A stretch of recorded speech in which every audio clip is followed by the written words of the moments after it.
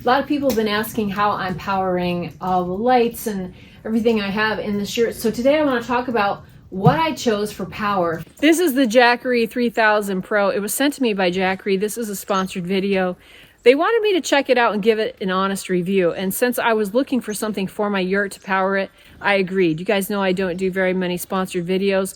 This is something I was actually considering, so I wanted to take them up on the offer and put it through the paces. This solar power generator holds 3,000 watts of power. I built a small woodshed, powered my power tools. I'm running my DC fridge, my lights, and some other appliances off this. I want to take you through the process of how long it took to drain the battery, if I think this is a good deal, how the solar works, and all the good stuff. It also performs well in very, very cold weather, which I do have here. It's going to get down to freezing and below.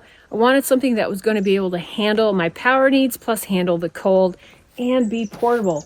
It's on wheels and also has this nice handle that extends out the top just like a suitcase.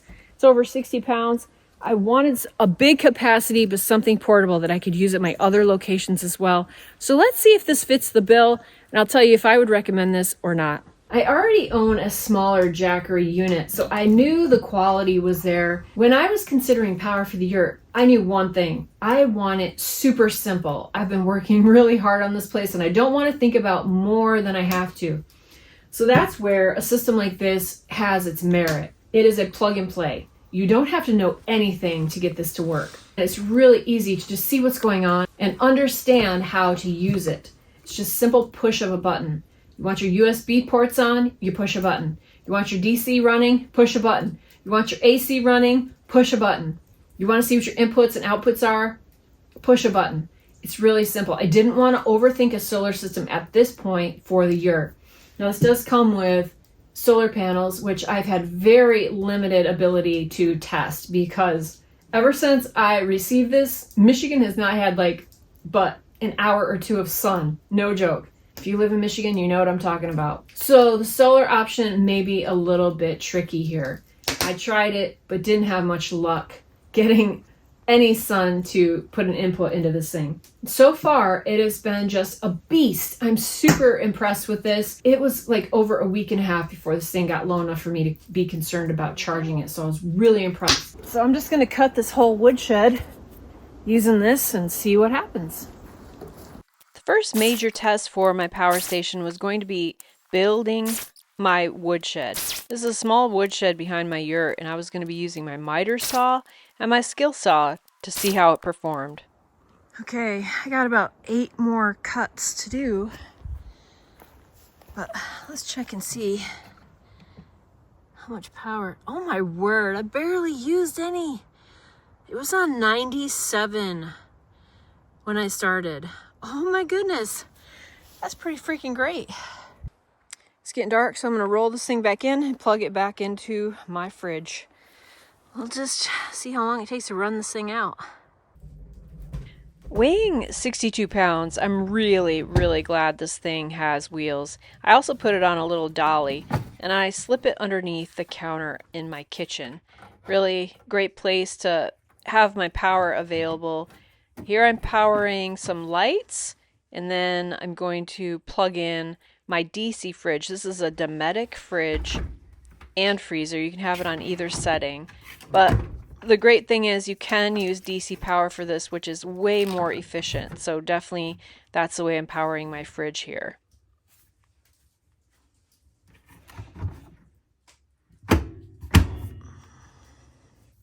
The next thing I wanted to test was my fellow kettle. Now these water kettles heat up incredibly fast and use a lot of power. So I was really curious how it was going to do, especially considering I was starting with ice.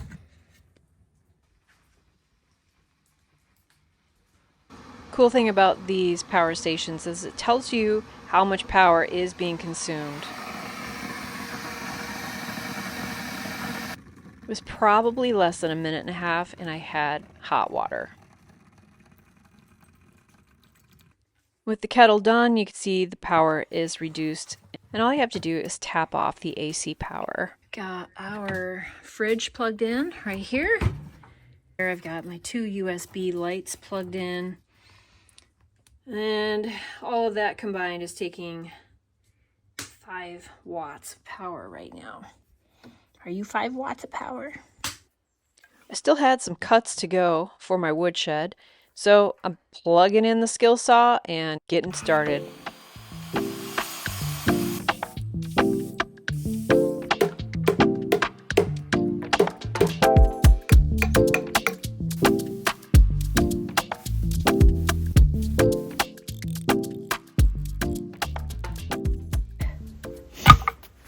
Good to go.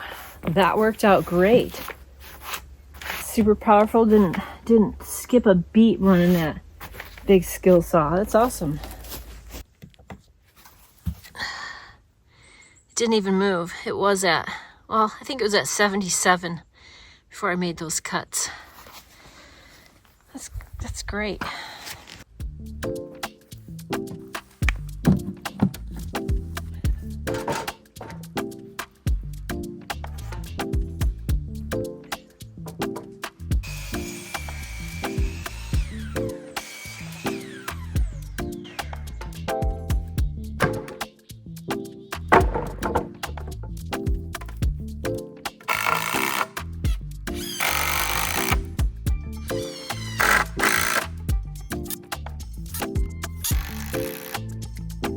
Yeah, it's looking good.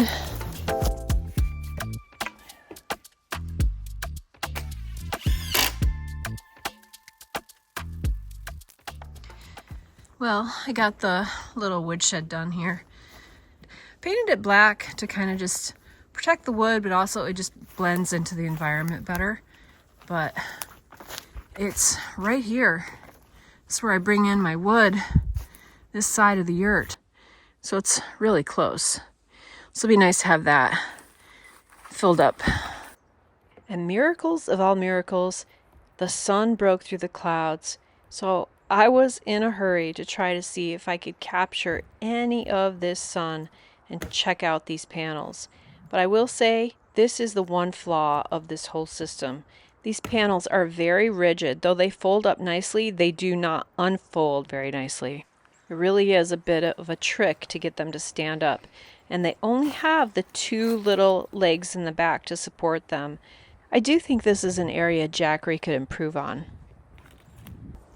It's just not going to happen to check this out. Just not getting any sun. Just a little bit here. They have this really cool indicator to show you if you're getting sun. It's this little shadow button here. They say this shadow's being cast there in the little bullseye. You're kind of good to go, but just don't have much at the moment.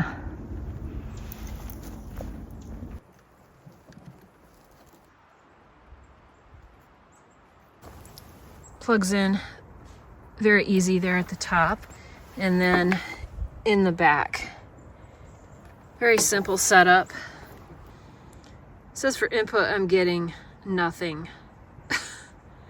Nothing at all, which is not a surprise. There's just not much going on here for solar. This is literally the only sun we've had in several weeks. It's late in the day, so it's a really long shadow. There's really been no chance to test the solar.